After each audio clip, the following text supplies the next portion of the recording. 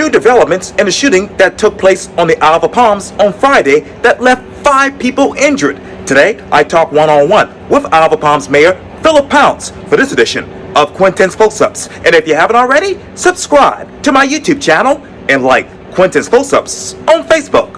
Isle of Palms Mayor Phillip, welcome back to Quintin's Close-Ups. Hey, Quintin, thanks for reaching out. Always a pleasure. Oh, likewise. Well, let me jump just into the obvious. As you know, there was a big event that happened on the Isle of Palms last week, Friday, and let me take you right to it. This is coming from WCSC.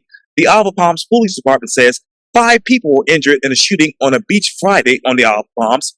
When you hear 5 people being injured in a shooting on the Isle of Palms Friday, where are you still emotionally a week later?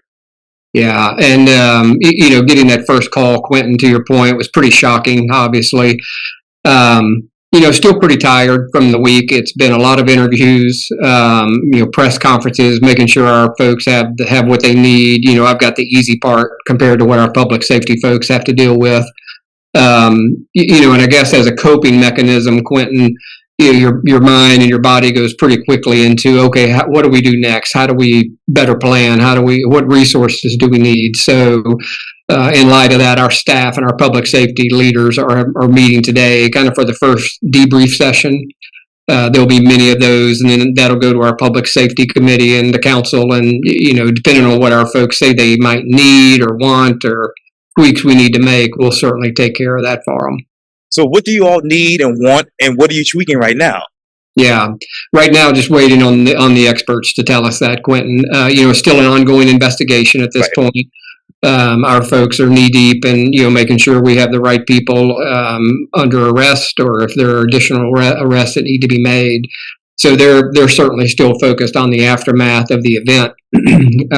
Some of us are moving to what can we do to better support or better help, but they're not quite there yet. So I don't know if out of this, Quintin, there will be resource needs, if there will be city ordinance needs that have to be modified or added or changed. Again, that'll come from our public safety folks to our public safety committee, but I hope we will move very quickly on any changes they feel are necessary. And I want to continue the article from Live 5 News. It says this: police said the initial reports of 6 victims were because the Charleston County EMS double counted a victim that was involved in a motor vehicle accident and also a victim of the shooting. The 5 victims included 4 teenage boys and a 28-year-old woman. The woman, of course, remains in a hospital in stable condition, according to your authorities.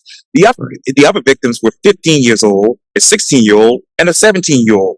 Isle of Palms Police Chief Kevin Cornett says high school seniors from around the Low Country were on the beach Friday for Senior Skip Day, as we all know. When did you all know about the Senior Skip Day?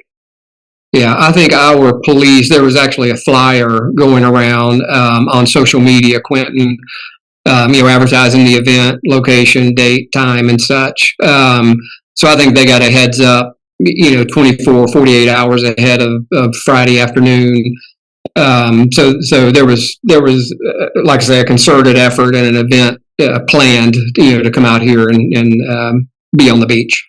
So when did your police department actually get that flyer? I want to say it was 24 to 48 hours before the event. So they definitely had a heads up, and called in county sheriff reinforcements. So they were actually on the beach before anything happened because of the crowd gathering. So, again, sitting here today on Wednesday, looking back to Friday right now, it feels like, they were proactive and called in reinforcements and were actually on the beach, as the crowd was building. So it felt like they were proactive. It felt like they, did what they needed to do. But again, that'll be part of some of the debrief conversations on could we have done more, or could we have called for more, better, different backup? I don't know at this point, Quintin. Yes, sir. So when did you all know that crowd was actually building? It probably started early afternoon on Friday.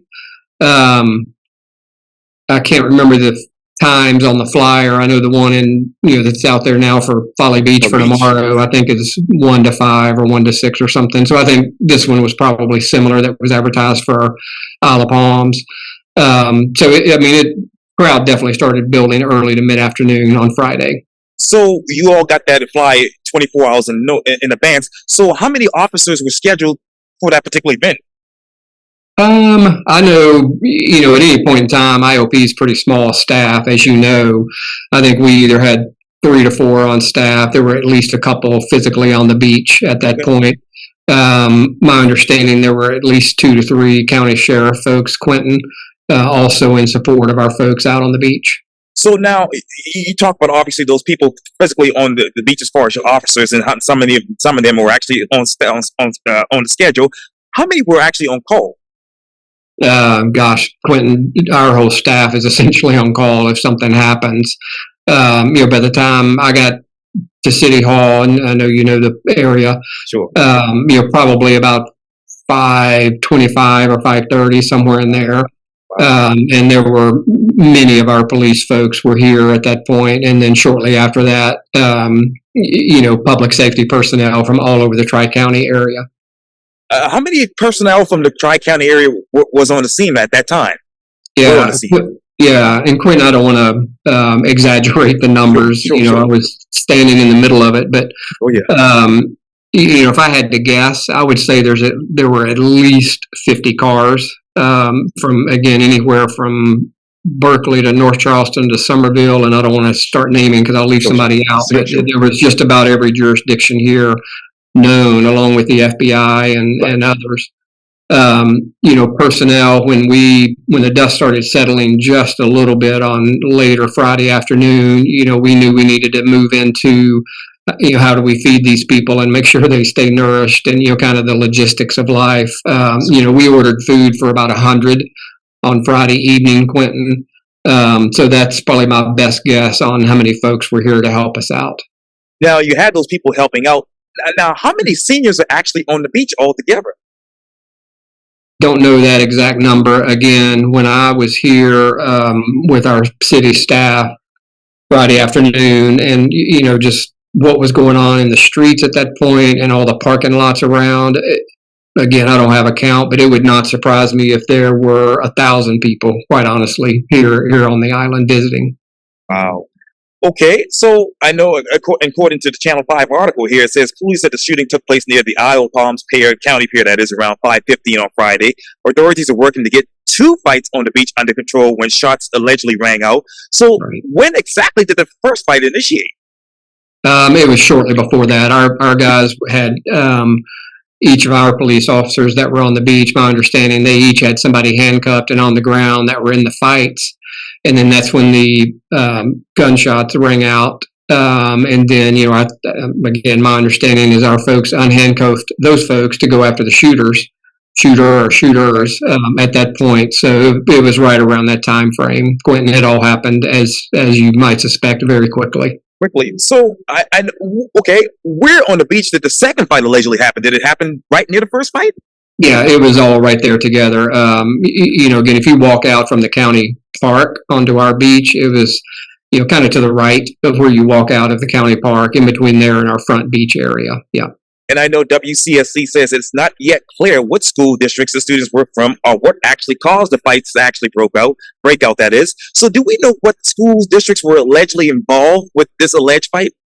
Yeah, I think, again, Quintin, given the number of people that were here, I think just about every high school was probably represented, to be quite honest with you, in the immediate area. So I don't know that, I don't know as a fact if there was, one high school specifically, but I think there were kids from all over. So I know that obviously you talked earlier about the assistance that you all got from all of the Tri-County area agencies. Did your city mayor have enough time to actually ask for assistance? Absolutely. I mean, Quintin, we have reciprocal agreements in place with a number of jurisdictions around the Tri-County area. And, again, to me, being kind of in the middle of it that evening, it was pretty impressive to watch the cooperation amongst jurisdictions and how fast people showed up, Quintin. It's one thing to spend time putting those agreements in place and making sure there's protocol and procedures and training. And, a lot of times that goes on the shelf, hopefully never to be used. But, seeing it in action on Friday evening was really pretty remarkable, quite honestly, to see how many folks showed up from how many jurisdictions, no questions asked. a lot of that was certainly after the fact to your specific question, because you were trying to get your hands on the situation and trying to calm things and trying to empty the county park, and we needed help, with traffic direction and trying to get people off the island as fast as possible and make sure people were safe and things were under control. So, the reciprocal aid agreements worked exactly like they should had Friday, in my opinion. Did you have to turn down any extra assistance? Not to my knowledge, Quintin. Again, you had 4 or 5 EMS units on the island going back and forth and taking care of wounded folks. So, not to my knowledge, did we have to turn down or request additional. Now, how much mutual aid plans were actually available? We have agreements on the fire and or police side with multiples. I don't know that I could name them all off the top of my head. Certainly the obvious: Sullivan's, Mount Pleasant, Charleston, North Charleston. So, and again, all those folks were here and then some. Going back to what you said earlier, Mr. Mayor, you said that you all got this flyer 24 hours in advance, apparently. How did you all allow an event of this size and not have a comprehensive public safety plan in place on site just in case of this emergency? Yeah, and when you may remember, there was a similar event, not near the size, last year here, and we had a pretty heavy police presence on the beach and got pretty heavily criticized for that. It's a hard balance to make sure you're protecting everyone that needs to be protected and putting the personnel in place that needs to be there. Quintin, I think you're hitting on one item that might come out of this debrief session is, I think Folly may have this in place today, is if you have a gathering of more than 75 people, you have to have a permit, clear it with the police, blah, blah, so I think, all right, let's say that was in place for us, as of last week. If I'm a 15 or 16 or 17-year-old high school student, I'm not going to be familiar with the rules of a beach community by any stretch. I'm going to go to that beach. I'm going to try to find a place to park that looks legal and go enjoy the beach. I'm not going to know. I don't know that would have deterred behavior, quite honestly, or that would have changed things for us. Are there other things, Quintin, to your question? And again, I'm hoping and waiting to see what comes out of these debrief sessions. But again, I feel like our folks were prepared. I feel like they did what they needed to do. If we said we would have needed 25 county sheriff folks on site at 3:00 in the afternoon, could that have happened? I don't know that. Most public safety folks are struggling with staffing, just like a restaurant, as you well know, and other places around. So it's not like you can just make the call and know people are going to be here. Everybody has their own staffing issues and other coverage items that are going on. Friday evening, we had 2 other medical emergencies on the island that, certainly took not precedent, but took some of our fire personnel to those facilities. It was just, and then we had the wreck over in the Mount Pleasant side with the ambulance. Right. It's just things you just can't foresee or plan for in some respects. Yes, and that was right over there by near Seaside Farms, right there, Mount That's right. Pleasant. So let me ask you, for instance, let me say hypothetically, for the Charleston County Sheriff's Office, how much did you request assistance from there?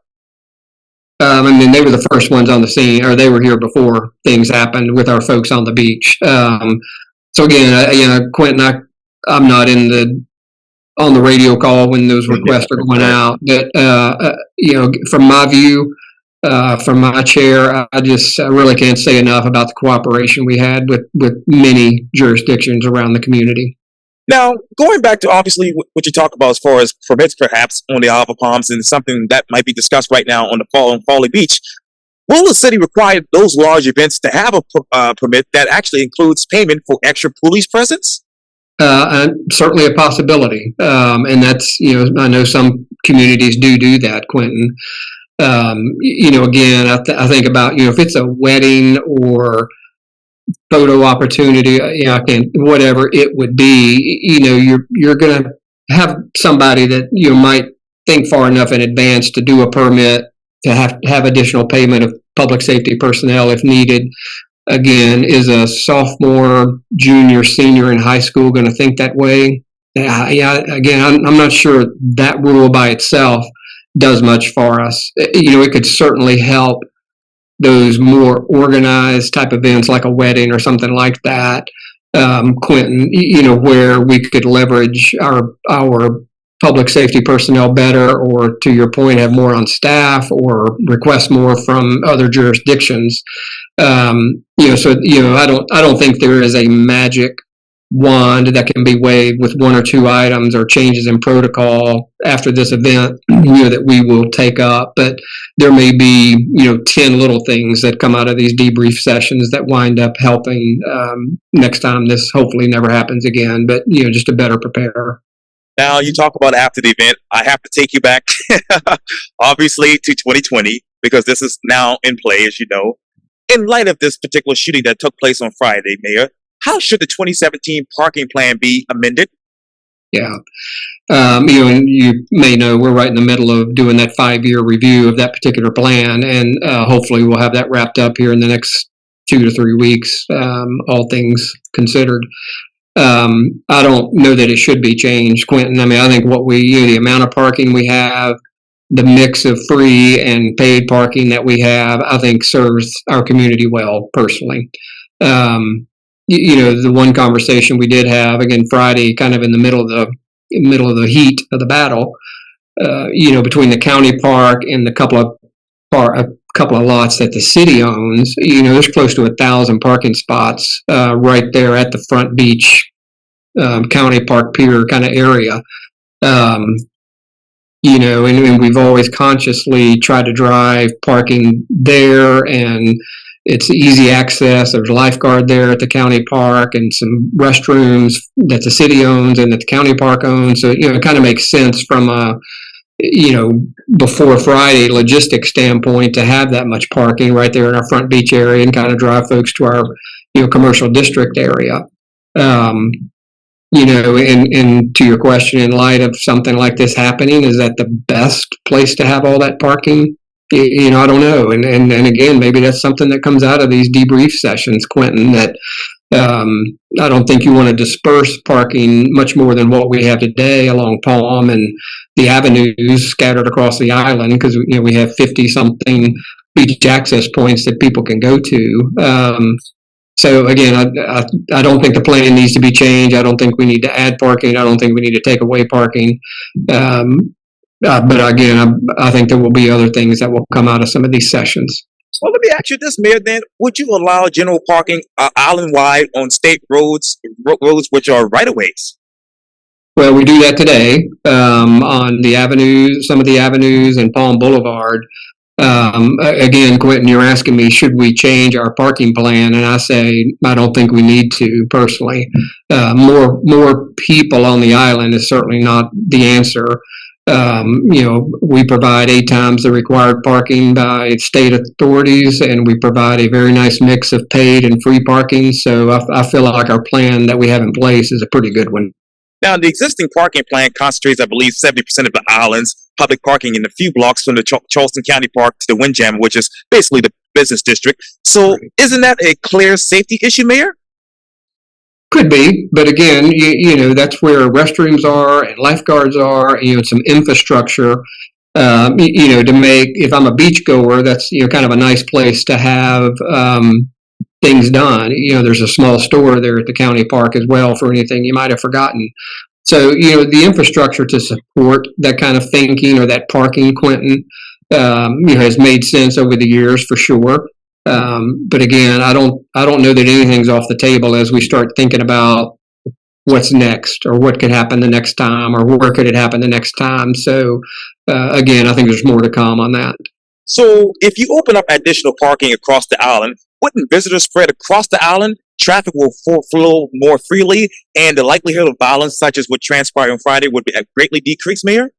Yeah, I don't know that I could hop on that bandwagon, Quintin, because right now we have parking scattered from end to end between the Palm Boulevard and the avenues. So I think we have it pretty spread out right now. To your point, and mine too. I mean, we have a concentration certainly in the front beach area, but I think that's how a beach community, puts itself together to some extent. Is where do you have the infrastructure? Where do you have the place to do that? The city bought those couple of lots years ago and have left them parking lots. The county put their parking lot here, a long time ago as well, just like Folly. Quintin, again, there's infrastructure that's already built in to some extent between restrooms and restaurants and lifeguards and such. So, yeah, I don't know that we need to change that. But again, we'll rely on our public safety folks to tell us that.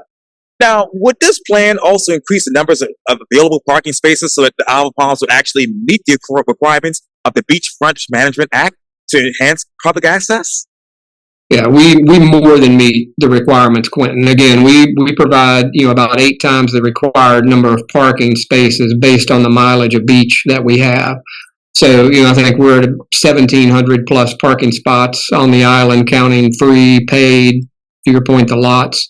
So we more than meet any requirements that are out there. So I'm not concerned with that.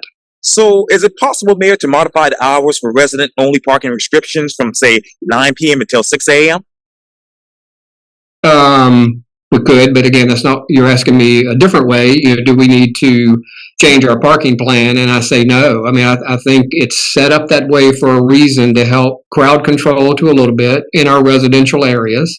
And currently to put people at that front beach area or along Palm where they're much closer to beach access paths. And again, it's just a better experience, for beachgoers. You think if you came out here, and again, I know you're familiar with the area, if you're parking, 4th, 5th, 6th row or Waterway Boulevard on the back of the island, I mean, and think about lugging all your stuff, to the beach, that's not a great beach experience. So again, the infrastructure and what we've put in place with our current parking plan, is partly for our residents and partly for the beachgoers to make them hopefully have a better experience by being closer to a beach access path. But Mayor, by changing the resident-only zoning hours from daytime to nighttime, wouldn't it allow for general parking during the day? Well, it could. I mean, again, Quintin, you're asking me, should we change our parking plan? And I don't think we should. I think the setup is fine. Again, I'm going to rely on our public safety folks. If they come back with, this might help us or that might help us, we'll certainly take a look at that. But I think the parking plan, again, we're just about done with the 5-year review, maybe by the end of this month. I feel like we're kind of good to go on that. But again, if Chief Cornett came back and said something would help them, then we'll certainly take a look at it. Now, let's say that hypothetically, would it also increase and spread out parking and decrease that traffic congestion? Again, Quintin, we have parking from end to end on this island today. So it's not all, concentrated just in the business district or just on Palm Boulevard. I mean, it is spread up and down, 5 miles of our 7-mile island. So, I feel like we have a pretty good spread out today of where parking can be, and again, a good mix of, free and paid parking. So, we just happen to have a concentration of 3 decent-sized lots right there in our front beach area. But again, that's structural, and that's a hard thing to change if we wanted to. So again, we'll see what comes out of our sessions. I know you have to run, but thank you so much for your time here on Quintin's Close House, Palms Mayor Phillip. All right, Quintin, anytime, and hopefully next time we can talk about something much more pleasant. Oh yes, there'll be a lot more to talk about. Thank All right, you, Quintin. Thank you. Thank you.